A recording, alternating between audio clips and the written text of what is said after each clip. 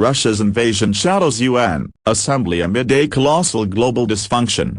Presidents Recep Tayyip Erdogan of Turkey and Emmanuel Macron of France used the gathering as a stage to cast themselves as would-be peacemakers in the war in Ukraine. Divided by war, strained by shortages and faced with the cataclysm of global warming, dozens of world leaders convened at the United Nations in New York on Tuesday for the first full, in-person General Assembly since the pandemic began. Among all the global crises, Russia's invasion of Ukraine dominated the day, with heads of state addressing the violence of the conflict, the chaos in supply chains, the soaring energy prices and the other ripple effects of the war. "We cannot go on like this," said Antonio Guterres, the UN Secretary-General, in opening remarks to the Assembly. "We have a duty to act, and yet we are gridlocked in colossal global dysfunction." At least two presidents, Recep Tayyip Erdogan of Turkey and Emmanuel Macron of France, used the United Nations as a stage to cast themselves as would-be peacemakers in the war in Ukraine. Mr. Erdogan met with President Vladimir Putin of Russia in Uzbekistan last week and called on him to return captured territories in Ukraine, reflecting the growing pressure on Mr. Putin from nations like India and China that have been key sources of economic support for Russia in the face of Western sanctions. Mr. Macron has for months engaged with Mr. Putin, apparently with little success, though he has helped to keep Europe unified behind Ukraine. On Tuesday, the French president was the most prominent speaker of the Western alliance countering Russia, and he was vehement in his denunciation of the invasion, even as he insisted that he could play a role in brokering peace. "What we've seen since February 24 is a return to the age of imperialism and colonies," he told the Assembly, referring to the day Russia's invasion began. "France rejects this. France, obstinately, will look for peace." But it remained far from clear how any of the world leaders who gathered in New York might be able to sway Mr. Putin, who chose not to attend the Assembly, or what the United Nations might resolve to do this week, however high the widespread but not universal anger at Mr. Putin. As a member of the UN Security Council, Russia holds veto power over its actions, leaving nations and allied blocs to come up with their own policies, and forcing Mr. Guterres to focus on specific crises, like a deal to get grain exports out of Ukraine's ports and a mission to stabilize a Russian-controlled nuclear plant in Ukraine. Mr. Erdogan, the mercurial president of Turkey, played a central role in the grain talks, and on Tuesday he trumpeted his role in that deal and as the host of inconclusive peace talks in March.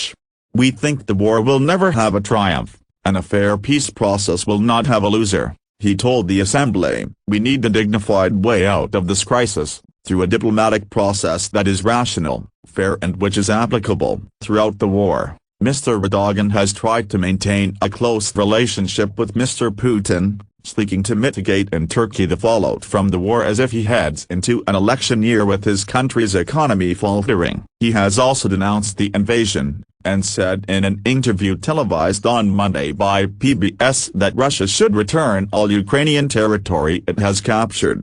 "This is what is expected," Mr. Erdogan said in the interview. "This is what is wanted, since the war began." Mr. Macron has spoken periodically with Mr. Putin and has emphasized that Ukraine and Russia would have to negotiate to end the conflict. On Tuesday, the French leader challenged those nations that have remained neutral in the war, saying they were wrong and making a historic error. "Those who are keeping silent today are, in a way, complicit with the cause of the new imperialism," he said. He called on the members of the UN Security Council to act so that Russia rejects the path of war and assesses the cost for itself and for all of us, and, really, bring an end to this act of aggression.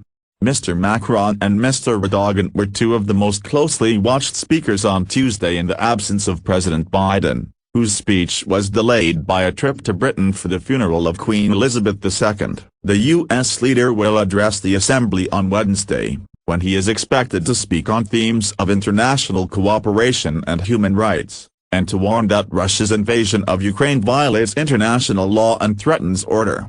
The war has galvanized much of Europe, pushing Sweden and Finland to apply for NATO membership and prompting even Ignacio Casas, the president of famously neutral Switzerland, to say on Tuesday that Russia's act of military aggression violated the UN Charter. Neutrality does not mean indifference, he said. Neutrality does not mean an absence of solidarity. To some extent, the war has also given new purpose to the United Nations, if only as it tries to cope with urgent crises, like the safety of a major nuclear power plant seized by Russian troops in Ukraine. For Mr. Guterres, the conflict has unexpectedly elevated his role as a humanitarian mediator. He has bluntly condemned Russia for violating the UN Charter and has called for investigations into potential crimes against humanity in Ukraine. The war, Mr. Guterres said on Tuesday, has unleashed widespread destruction with massive violations of human rights and international humanitarian law. But as much as the war loomed over the assembly, the leaders of several smaller nations touched only briefly on the conflict in their speeches, reflecting the reluctance of many countries to get entangled in the rivalries and economic sanctions imposed on Russia since the war began. In their view, the focus on the war has taken global attention away from the crises they face, including climate change, food shortages and internal conflicts. Macky Sall, the president of Senegal, called on major powers not to let their rivalries sow new destruction on the African continent. Africa has suffered enough of the burden of history, he said. It does not want to be the place of a new Cold War. For leaders from the Middle East, the war in Ukraine was not the most pressing issue. King Abdullah II of Jordan and the Emir of Qatar, Sheikh Tamim bin Hamad Al Thani, brushed over the fighting there and instead urged the assembly to support the long unresolved cause of the Palestinians. The leaders of two medium-sized powers also expressed general concerns about the challenges facing their countries and the world, but did so without casting any blame.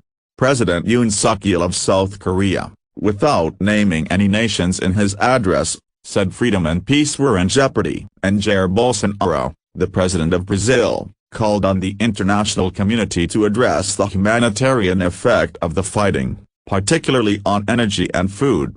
The coronavirus pandemic, though it had kept world leaders from gathering for 2 years, was not a central point of discussion. But its presence was still felt, illustrative of the struggles of UN officials trying to wrangle officials into even the bare minimum of cooperation. Calling the assembly to order, the session's president, Sabah Karzi, pleaded for them to pay attention to the rules. I would like to remind members that masks are to be worn by the attendees at all times when indoors, except when directly addressing the meeting, he said, as presidents, ministers and diplomats milled around, most without masks.